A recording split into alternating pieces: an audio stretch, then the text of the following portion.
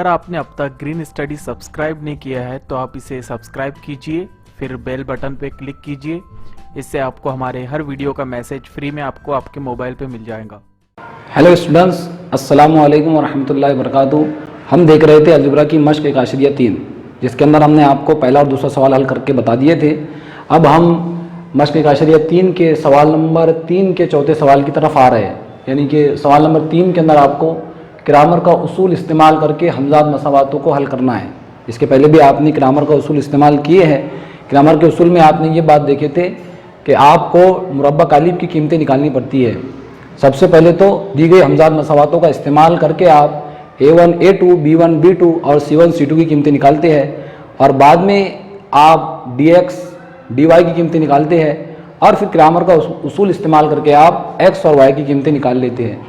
यानी कि X का ज़ाब्ता आपका बनता है X बराबर DX बटे D, और Y का ज़ाब्ता बनता है आपका DY बटे D। इस तरह से आपकी X की और Y की कीमतें निकल जाती है। तो सबसे पहले आपको ये देखना है कि मसावात क्या दी हुई है आपको। यह आपको हमजाद मसावतें दी गई है 6x वज़ा 4y बराबर वज़ा 12, और दूसरी मसावात दी गई है 8x वज़ा 3y बराबर वज़ा 2।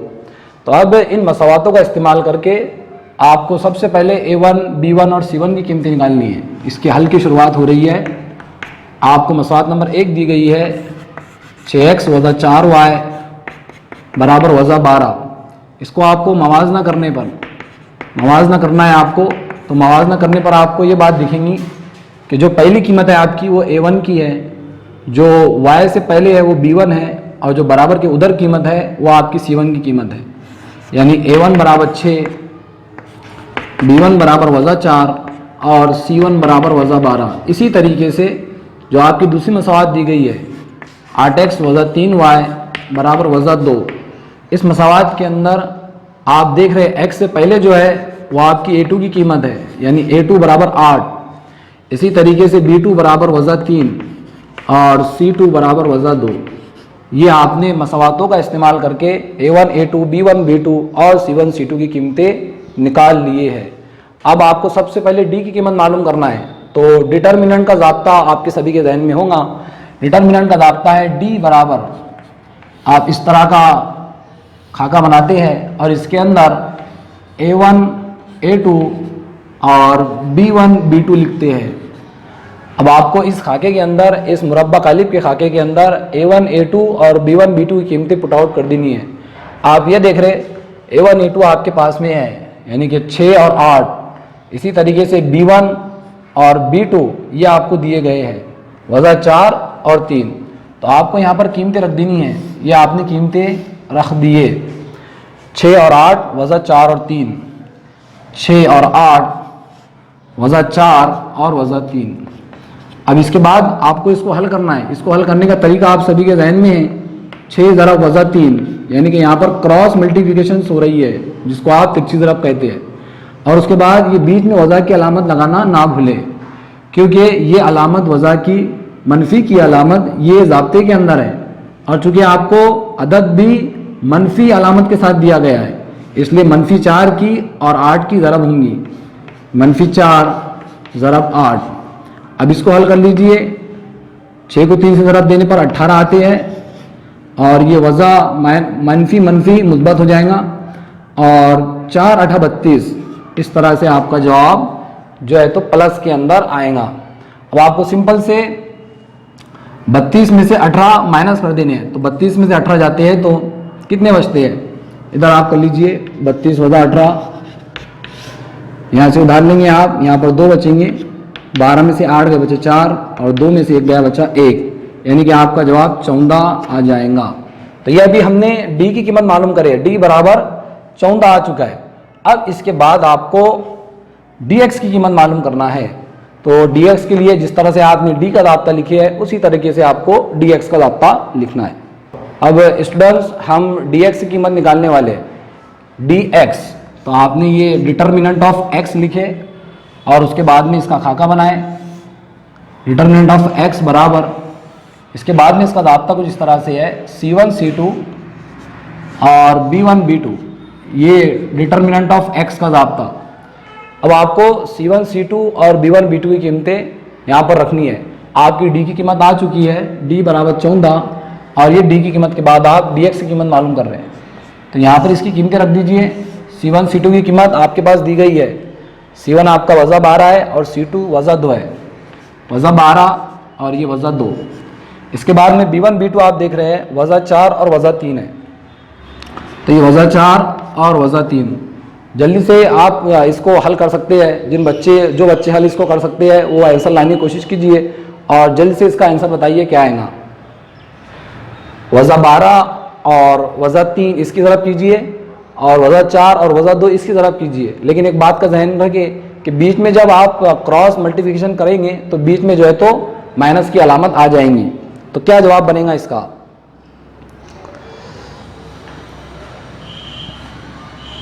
हाँ देखिए, वज़ा 12 मल्टीप्लाई बाय वज़ा 3 और यहाँ पर मैंने आपको मनफी की अलामत लगाने के लिए कहा था। वज़ा 4 और वज़ा 2 की ज़रब कर लीजिए, ये आपने ज़रब कर लिए। माइनस माइनस है तो ये ज़रब के अंदर माइनस माइनस कैंसिल हो जाती है, 12 3 36 और ये यहाँ पर माइनस और उसके बाद में ये माइनस माइनस भी कैंसिल हो जाएंगी और आपका आंसर बनेगा 4 ज़रब 2 यानी 4 और 2 8। इस तरह से आपका आंसर बन जाएगा 36 माइनस 8 यानी 36 में से 8 जा रहे हैं आपके, तो आपका जवाब बनेगा 28। तो ये आ गई आपकी dx की कीमत। dx बराबर 28 आ चुका है, dx बराबर 28। अब इसके बाद में आपको लास्ट में dy की कीमत निकालना है। तो dy की कीमत के लिए dy का ज़ाब्ता लगेगा।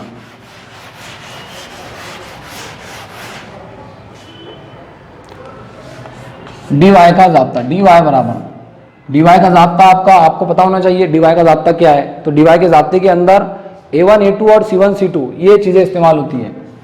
a1 a2 और c1 c2 ये कीमतें इस्तेमाल होती है इसके अंदर।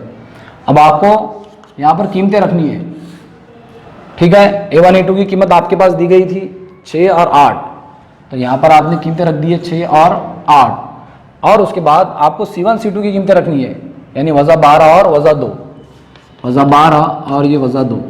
उसी तरह से हल करना है आपको। 6 की और वज़ा 2 की ज़रब, बीच में आपको माइनस की सिंबल लगानी है और 12 की और 8 की ज़रब करनी है। वज़ा 12 और 8 की आपको ज़रब कर देनी है। बताइए जल्दी से आंसर, इसका आंसर क्या आएगा? ज़रब कीजिए, उधर की ज़रब कीजिए और पूरी मनफी की अलामत का ख्याल रखते हुए जवाब बताइए। जल्दी से, आप 10 क्लास के बच्चे, आपको जल्दी से इसका जवाब बता कर आना चाहिए। तो देखिए यहाँ पर जवाब क्या आएगा इसका, 6 दूनी 12 और ये माइनस माइनस प्लस हो जाएगा, 12 चौक 12 अठी 96। अब आप ये देख रहे हैं कि 96 जो है प्लस में है, तो आपको प्लस माइनस माइनस करना है और 96 में से 12 जाते हैं तो 84 आपका जवाब आता है। कुछ बच्चों का जवाब आया होगा, dy की कीमत आपकी 84 आ चुकी है। तो यहाँ पर हम लिख देंगे dy बराबर 84। अब लास्ट में आपको हेडिंग डालनी है ग्रामर के उसूल से, ग्रामर के उसूल से। तो ग्रामर का उसूल आप सभी को पता है कि ग्रामर का उसूल क्या है, x बराबर dx बटे d, यानी कि आपको dx और d की कीमत का इस्तेमाल करके x की कीमत निकालनी है। यानी कि dx की कीमत आपने निकाले थे 28 और आपकी d की कीमत आई थी 14, यानी 28 बटे 14 ये कसर आ चुकी है। अब इसको मुख्तसर कर दीजिए, शॉर्ट कर दीजिए। तो आपको पता है कि 14 और 28 ये दोनों एक ही पारे में आते हैं, 14 का 14, 14 दूना 28, यानी आपकी फाइनली x की कीमत आ चुकी है 2 और अब y की कीमत आपको निकालना है। तो y बराबर dy बटे d, यानी कि आपको dy की कीमत लिखना है। dy की कीमत आपने निकाले थे 84 और d की कीमत निकाले थे आपने 14। इसको हल कीजिए, 14 का पड़ा 84 आए तक, तो आपका जवाब बनेगा 14 छक्की 84, यानी 14 का 14, 14 छक्की 84। आपकी y की कीमत आ चुकी है 6। इस तरह से x की कीमत 2 और y की कीमत 6, आपका जवाब बन जाएगा 2,6। इस हमजान मसावात का हल, यानी आपको 2 मसावातें जो दी गई थी, इस मसावात का हल 2,6 है। तो स्टूडेंट्स, ये हमारा मश्क का चौथा सवाल था जो हमने ग्रामर के उसूल का इस्तेमाल करके हल करें। उम्मीद करते हैं स्टूडेंट्स कि आपको ये सवाल बेहतर तरीके से समझ में आया होगा। स्टूडेंट्स, आपके एग्जाम्स के अंदर ये सवाल तकरीबन 4 नंबर के लिए पूछा जाता है, क्योंकि आप इसके अंदर देख रहे ये हल जो है तो बहुत बड़ा है, इसके अंदर आपको dx, dy और फिर लास्ट में ग्रामर का उसूल इस्तेमाल करके आपको ये हल करना पड़ता है। तो ठीक है स्टूडेंट्स, अब अगले सवालात आपको अगली वीडियोस के अंदर बता दिए जाएंगे। आज के लिए इतना ही। वाखिर दावाना अनिल हम्दुलिल्लाहि रब्बिल आलमीन।